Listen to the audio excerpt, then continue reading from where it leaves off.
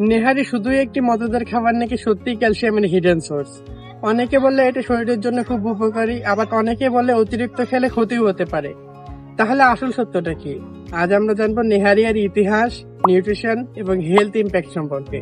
ধারণা করা হয় নেহারি প্রথম জনপ্রিয় হয় পুরান দিল্লি এবং মুঘল আমলে। সৈনিকরা সাধারণত এই খাবার খেত এনার্জি পাওয়ার জন্য। পরে এটি পুরান ঢাকা সহ পুরো ইন্ডিয়ান সাবকন্টিনেন্টে জনপ্রিয় হয়ে ওঠে।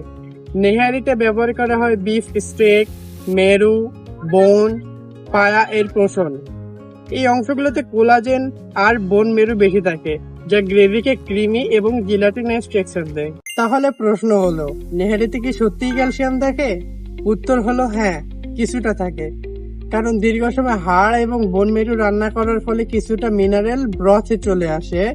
তবে এটাকে মিল্ক বা ডেইরি প্রোডাক্টের মতো বড় ক্যালসিয়াম সোর্স বলা ঠিক হবে না। নেহারিতে মূলত পাওয়া যায় protein, fat, iron, zinc, collagen এবং জিলাটিন।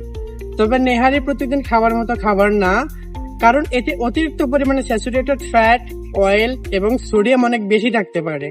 অতিরিক্ত খেলে হতে পারে weight gain, high cholesterol, heart disease risk, high blood প্রেশারের মতো সমস্যা বাড়তে পারে। বিশেষ করে যাদের হার্ট প্রবলেম আছে বা হাই ব্লাড প্রেশার আছে, তাদের এই খাবার মডারেশনে খাওয়া উচিত। তাই নেহারি শুধু একটি ট্রেডিশনাল খাবার না, এর সঙ্গে জড়িয়ে আছে হিস্ট্রি, কালচার আর নিউট্রিশনের দারুণ কম্বিনেশন। কিন্তু যে কোনো রিচ ফুড এর মতো এই খাবারও মডারেশনে খাওয়াই উত্তম।